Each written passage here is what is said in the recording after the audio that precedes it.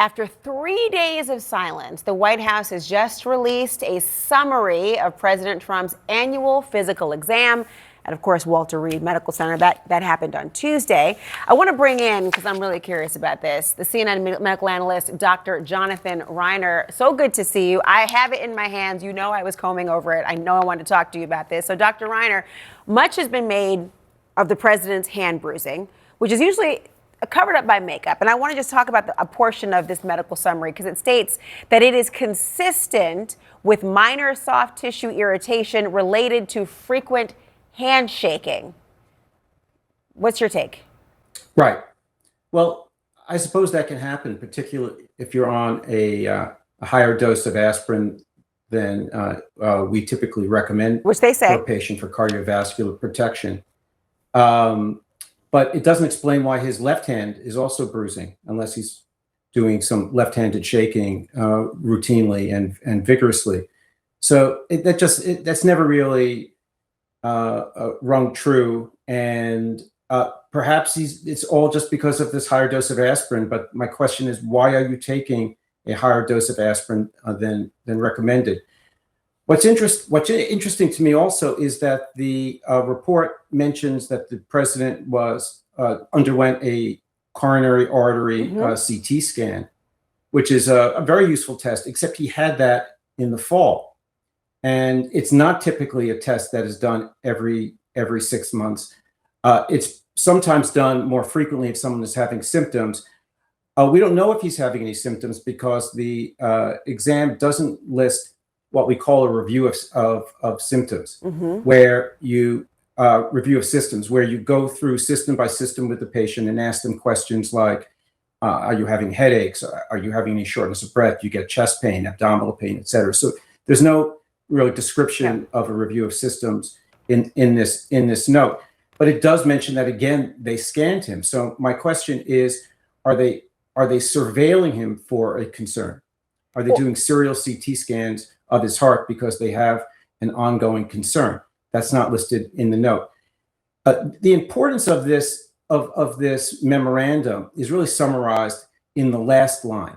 And this is why it's so important for the public to see this.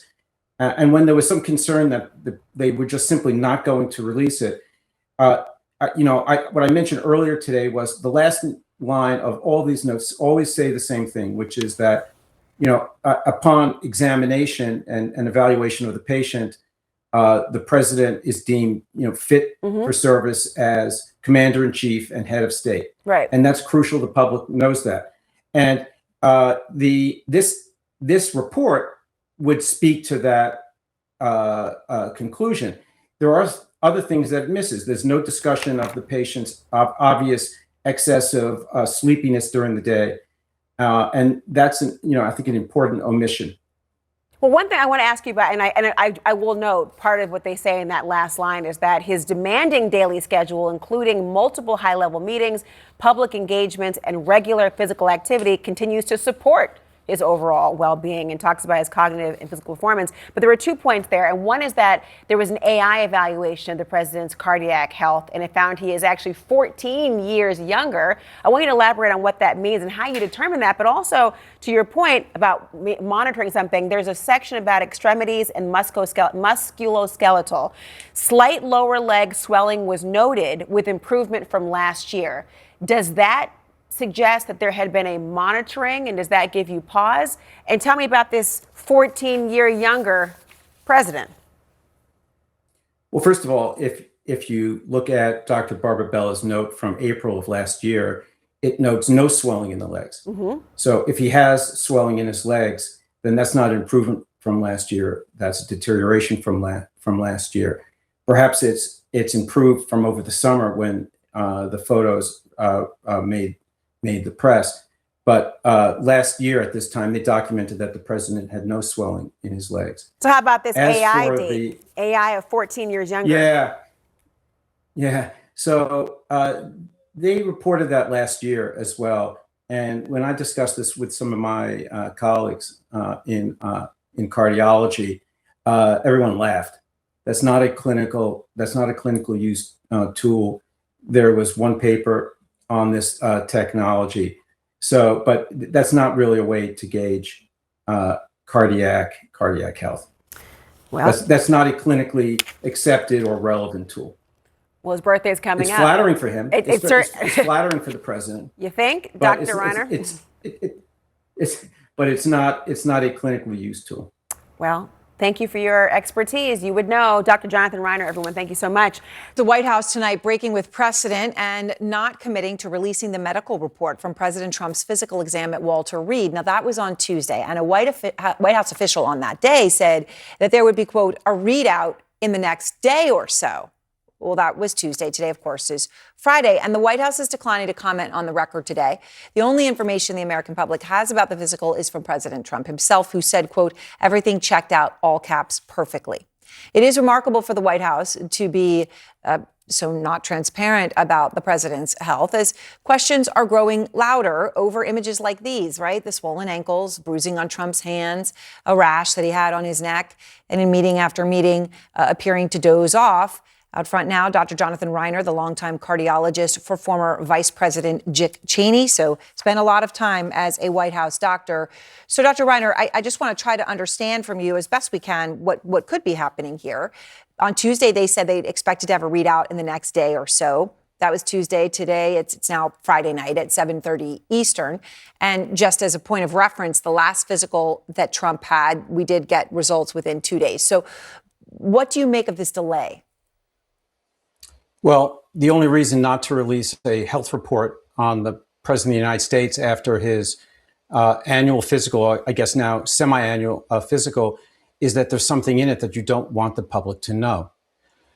The presidential physical has become a tradition in the United States, but the most important piece of information that we get from the president's physician's statement comes at the end. And it's a single sentence.